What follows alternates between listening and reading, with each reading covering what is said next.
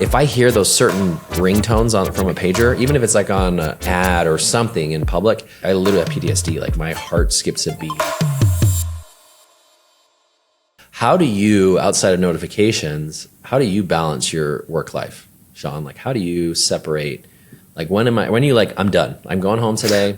I'm not talking to anybody else about work. How do you do that? I think, honestly, getting away from my phone is the hardest part, but the most effective thing. And I think that all of the app stuff that you have, like, oh yeah, I'm going to cut off my Instagram. I'm going to do like 15 minutes or whatever. You know, they have the cutoff, but you can get through it by pressing one button. It's like, none of that helps because I just know that I just have to double tap to get into it when I'm out of time for that day.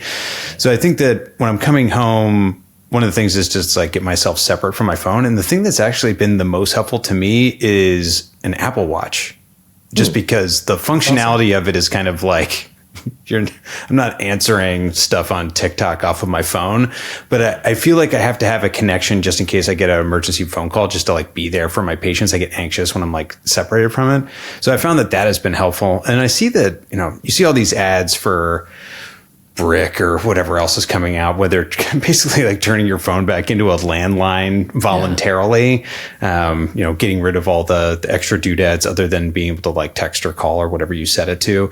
I feel like people are really starting to see that they are so distracting. But for us, you just like, I can't be away from it at all times because I have to be connected in so many different ways. And you want to be connected, right? It's a joy in many ways, but then when it starts to spill over, it really becomes an issue. But setting aside time, you know, trying to think ahead and plan with friends for a barbecue or just a Zoom get together to have, you know, a beer with somebody you haven't seen who like lives in California or lives across the country. Just trying to really set aside that time to continue to foster those relationships, because while we have so much connection through social media, it's different, right? You feel like you're interconnected with so many thousands of people, but it's still, they're not going to pick me up from the airport. They're not going to help me move. Probably. I mean, maybe I haven't put it up on Instagram to like ask them if they would help box up my house. They probably would. Yeah. I don't know. Crowdsource that, but yeah, it's just it's a different type of connection. So, you know, friends from graduate school and friends from medical school, and just making sure that you're touching base. But I feel those really close friends, even when you have huge swaths of time, anytime that you touch base with them, it's like the connection is immediate. They're just like, oh, totally. Your people. Yeah. You found your people. You just pick up right where it left off, even if it's been a year or 2 years, you know, or maybe a month, whatever it is. I totally agree with you. Yeah. Though my Apple Watch actually took like a ride in the back of my car for like 2 weeks. I was getting new glasses. And while I was driving down to the optometrist, I felt a buzz on my wrist for a notification. So I look, there's nothing. I was like, very strange. I don't know why, you know, sometimes you have those like phantom buzzes like from your phone. Oh yeah, for sure. Like in your pocket. Yeah. So I was like, okay, maybe it was a phantom buzz. And then like 20 seconds later, it buzzed again. And I look at it, it was nothing. And then it started buzzing like very consistently, but nothing was happening. I don't know what it was. I don't know if it was trying to tell me I was having a heart attack or I got like 50 emails. I'm not sure. But when you clicked the crown, like nothing was coming up. And the number of notifications that were coming in while I was driving was so distracting to me that I like lost it, like ripped it off and just like threw it, like launched it. You got hacked. Like launched it in the back of my car because I was just like so overloaded, so overstimulated from that buzzing and the feeling that like I should be seeing something, I should be doing something, and that there was nothing to do, that it like drove me to like the point of insanity to like just like launch my Apple Watch. Had to like dig it out of the trunk like a week later and charge it up.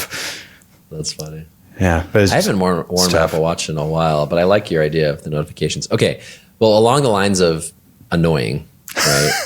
Dude, okay, I want to bring up one thing. You're gonna know exactly what I'm talking about.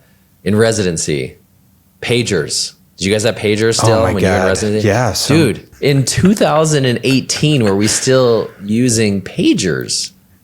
Yeah. I still get palpitations, dude. Like if I hear those certain ringtones from a pager, even if it's like on an ad or something in public, I literally have PTSD. Like my heart skips a beat. Oh yeah. Start breathing a little weird, you know? Yeah. Because I remember just getting those in the middle of the night, dude. You're so tired. You've been up, you probably working for 16, 18 hours that day. You're on call that night. You get a call at like 2 a.m., because there's some nights where you're literally up all night anyway. You're just there. But you're home. You think you can get some sleep. 2 a.m., 3 a.m., you get that pager, and that just wakes you up. And oh man, like it does things to me still thinking about it, Yeah. Check my heart rate right now, but yeah. Because you just don't know. Like, it's unbelievable. Yeah. It's not a fear at all, but it's like, you're almost like trained, like Pavlov's dogs are, okay, like I got to go in, or answer this call. And you don't know, is it going to be like a bilateral hand amputation that has to be replanted? That's going to take the next 2 days. Is it, an infection? Whose patient is it? You got to call the attending. You got to go see the patient in the ER. Like, it's a lot, dude.